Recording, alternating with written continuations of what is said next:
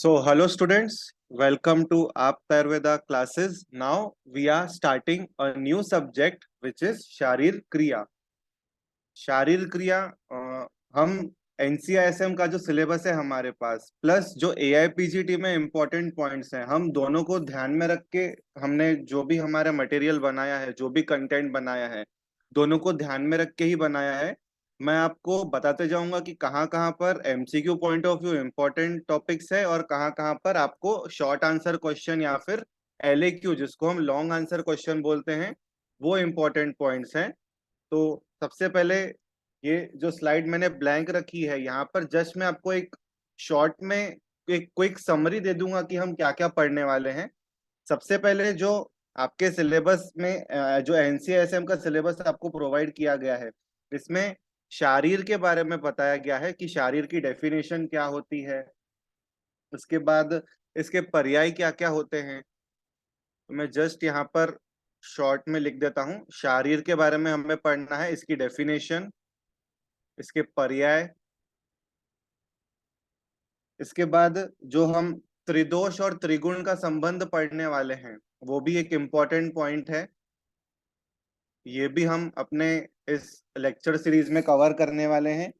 Next उसके बाद हम जो बेसिक प्रिंसिपल्स ऑफ आयुर्वेदा है कौन सा है, दोष धातु मल मूलम ही शरीरम. दोष धातु मल मूलम ही शरीरम, ये भी हम देखने वाले हैं कि एक्चुअल में क्या है वो बेसिक प्रिंसिपल. नेक्स्ट फिर जब आप देखोगे तो त्रिदोष की स्टार्टिंग हुई है आपकी. तो त्रिदोष में सबसे पहले क्या बताया गया है कि कौन से दोष में कौन से रस की वृद्धि होती है, कौन से रस का क्षय होता है. इसके बाद कौन से दोष का प्रकोपक काल कौन सा रहता है, कौन से समय में कौन सा दोष क्या बोलते हैं आहार जब हम ग्रहण करते हैं तो कौन सा दोष कार्यकारी होता है, ये सब बातें दी गई है. फिर वात दोष से शुरुआत की गई है. इसके बाद पित्त दोष और कफ दोष. इस तरह से आपके सिलेबस में पॉइंट्स दिए गए हैं. नेक्स्ट इंपॉर्टेंट एक पॉइंट है दोष धातु क्षय वृद्धि लक्षण.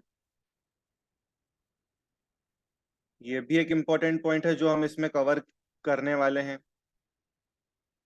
इसके श्लोक हम श्लोक सहित पढ़ने वाले हैं पूरा, ताकि आपको श्लोक भी याद हो जाए, ताकि एग्जाम में जब आप लिखेंगे तो एग्जाम में श्लोक लिखने का एक अलग इम्पैक्ट पड़ता है. ठीक है ना. तो ये भी श्लोक सहित मैं आपको बताऊंगा. श्लोक कौन कौन सा इंपॉर्टेंट है वो भी हम देखने वाले हैं. नेक्स्ट फिर एक इंपॉर्टेंट टॉपिक है जिसपे बहुत बार एलएक्यू पूछा जाता है और एमसीक्यू पॉइंट ऑफ व्यू भी इंपॉर्टेंट है, दैट इज क्रियाकाल. षट क्रियाकाल जो बताया गया है सुश्रुत सूत्र स्थान में वो भी हम पूरा देखने वाले हैं. इसके बाद प्रकृति, वेरी वेरी इंपॉर्टेंट टॉपिक.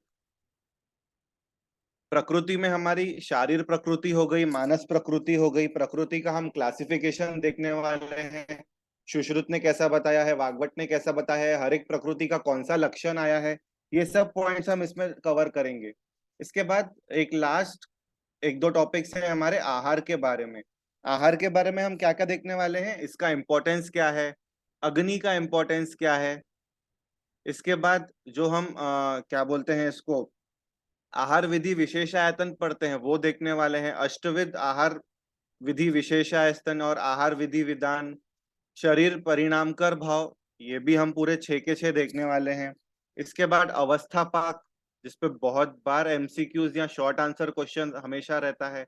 अवस्था पाक और विपाक में फर्क क्या रहता है वो भी हम कवर करने वाले हैं अपने इस लेक्चर सीरीज में.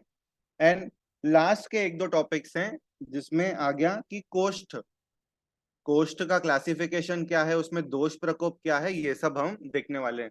तो जब आप सिलेबस खोल के देखेंगे एनसीआईएसएम का तो उसमें लगभग सारी चीजें कवर की गई है which are important for exam point of view. ये ध्यान में रखिएगा. ठीक है. तो अभी हम अपने जो शारीर क्रिया पार्ट 1 है उसकी शुरुआत करने वाले हैं.